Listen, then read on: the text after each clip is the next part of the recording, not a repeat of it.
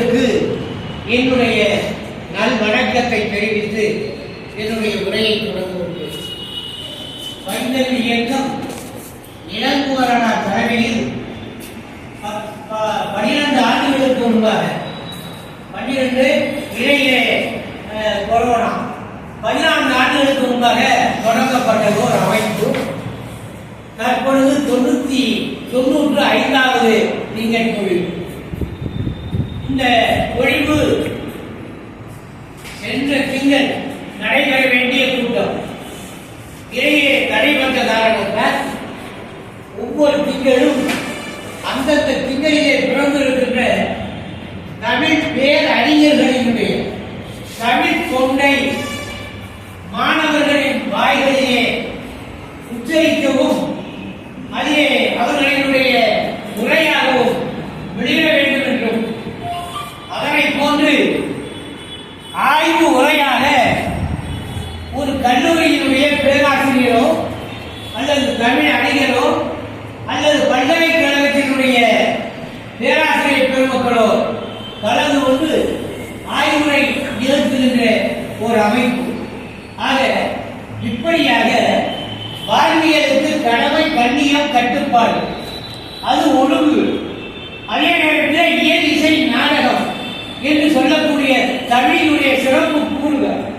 அதனை போன்று நம்முடைய பைந்தமிழ் இயக்கத்திற்கு 3 அரங்கு: மாணவர் அரங்கம், மரபு அரங்கம், ஆய்வு அரங்கம் என்று 3 அரங்கங்கள் தொடர்ந்து நடத்தப்பட்டு வருகின்றன. அந்த வகையிலே சென்ற திங்களிலே பிறந்த அண்ணல் காந்தி அதனை போன்று தமிழ் அறிஞர், பள்ளிக்கே செல்லாமல் பைந்தமிழ் அறிஞராக கல்லூரி பேராசிரியராக சிறப்பு பெற்ற பேராசிரியர் பெருமகன், கல்லூரியிலே பணியாற்றியவர் பண்டிதமணி கயேசனார். அதனை போன்று ஈரமா முனிவர், தைரியநாதர் என்று தன்னுடைய கான்ஸ்டன்ட் நோபிலி வெஸ்டி பாதிரியார் என்று சொல்லக்கூடிய தன்னுடைய பெயர் அங்கே இத்தாலியிலே பிறந்தவர். இங்கே இந்தியாவிற்கு கிறிஸ்தவ மதத்தை பரப்ப வந்தவர். அப்படி பரப்ப வந்தவர் தமிழின் மீது கொண்ட பற்றால் அவர் செய்திருக்கிற பொறுமைகள் எல்லாம் அளப்படியது. அப்படிப்பட்ட பெரிய தேவாமுனிவரை என்னுடைய பிறந்த நாளும் சென்ற திங்கள். அதனை போன்று அறிவியல் அறிஞர், பைந்தமிழ் இயக்கம் என்றால் மொழி மட்டுமல்ல, இனத்தோடு நாட்டினுடைய வளர்ச்சிக்கும் பங்காற்ற வேண்டும் என்பதற்காகத்தான் இந்த இனமொழி நாடு என்ற 3 விதமான குறிக்கோளை மையமாக வைத்து பொழிவு நடைபெற்ற வண்ணம் இருக்கிறது. குறிப்பாக மாணவ செல்வங்களை நாங்கள் ஏன் இங்கே சொற்பொழிவாற்ற இங்கே ஊக்குவிக்கிறோம் என்று சொன்னால், நாங்கள் எல்லாம் தேவனைய பாவாணரை பார்த்திருக்கலாம், மறைமலை அடிகளாரை சென்னைக்கு சென்றிருந்தால் பார்த்திருக்கலாம். ஆனால் பார்க்காத பெரும்பாலான தமிழ் அறிஞர்கள் தமிழுக்கு பணியாற்றி இருக்கிறார்கள்.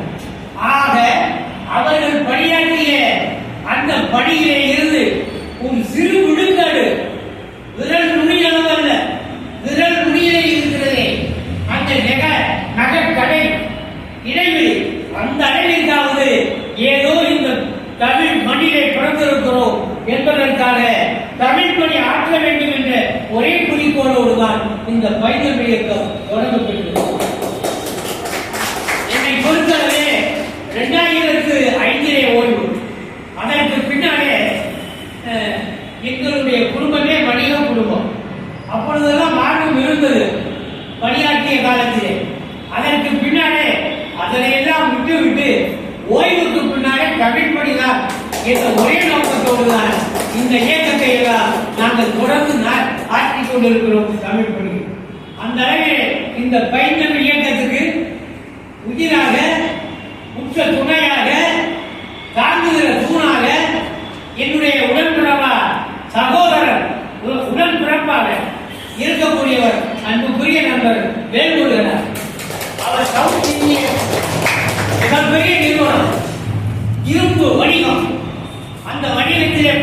பணியாற்றிய பெருமகனார் தலைமையில் திருப்பி மேலாளராக அவரும் இந்த இயக்கத்திற்கு பணியாற்றி கொண்டிருக்கிறோம். அந்த அளவிலே தான் இந்த வரலாற்றில் சிறப்புமிக்க 95வது கூட்டம் இங்கே நடைபெற்ற வண்ணம் இருக்கிறது. எங்களுடைய அழைப்புதலை பார்த்தீர்கள் என்றாலே தெரியும். ஒரு சில தமிழாசிரியர் குழுக்களுக்கே இந்த அழைப்புதலே இருப்பது தமிழா, அதனுடைய பொருள் என்ன என்று தெரிந்து கொள்ள முடியாத அளவிற்கு இருக்கும். ஆக அதனை போன்றுதான் மாணவர் வட்டத்திற்கு பின்னாலே மரபு பாராட்டு.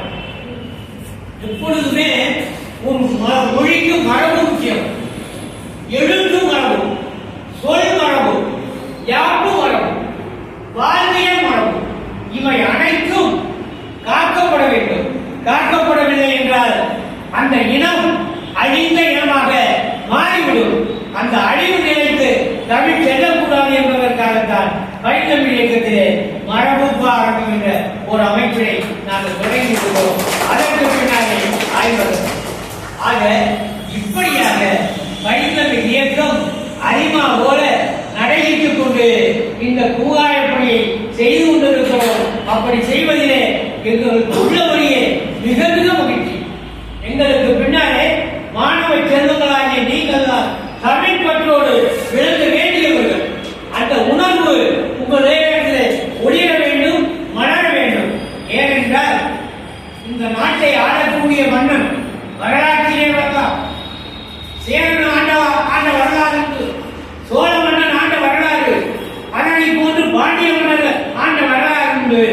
ஆனால் சிறப்புக்குரிய புலவர்களினுடைய வரலாறு தான் சிறப்பான ஒன்று. ஏனென்றால் மொழியை காட்டுகிற பெருமை, இனத்தை காட்ட பெருமை, நாட்டினுடைய வளத்தை காட்ட பெருமை, அத்தனையும் காட்ட பெருமை புலவர்களை காட்டாலும் அது மன்னரினுடைய ஆசற்ற மரபு பார்க்காத புலவன் தான் இந்த உலகத்திலே சிறப்புக்குரியவன். ஏனென்றால் மன்னவனுக்கு அந்த நாட்டிலே மட்டும்தான் சிறப்பு. ஆனால் புலவனுக்கு சென்ற இடமெல்லாம் சிறப்பு. அந்த அளவிலே தான் எனக்கு வேறு எந்த எண்ணம் இல்லாமல் பொருளிக்க வேண்டும், பொருளியலிலே அதானி அம்பானியை போல உயர வேண்டும் என்ற எண்ணமே அற்றுவிட்டது. நம்முடைய மொழிக்கு பாடுபட வேண்டும். இந்த பிறவியினுடைய பயன் மொழிக்கு பாடுபடுவது என்ற நோக்கத்திலே தான் இந்த இயக்கம் வீடு நடை போடுகிறது என்பதை உங்களுக்கு முதற்கண்ணாக கண்டுகொள்ள விரும்புகிறேன். மாணவர் செல்வங்களே, எப்படி பாவான மரவேலை அடிகள் இப்ப சொல்லப்படுகின்ற இவர்களை போல நாங்கள் ஏதோ தமிழ் பணி ஆக்கிக் கொண்டிருப்பதை போல நீங்கள் இனத்திற்கு பாடுபட்டால் உங்களுடைய வரலாறு இவர்களினுடைய வரலாறை போல ஒளிரும் என்பதை இந்த நேரத்திலே தெரிந்து கொள்ள விரும்புகிறேன். அதுதான் உண்மையான வாழ்க்கை, அதுதான் வாழ்க்கையினுடைய பயன் என்பதை நான் சொல்வதிலே பெருமைப்படுகிறேன்.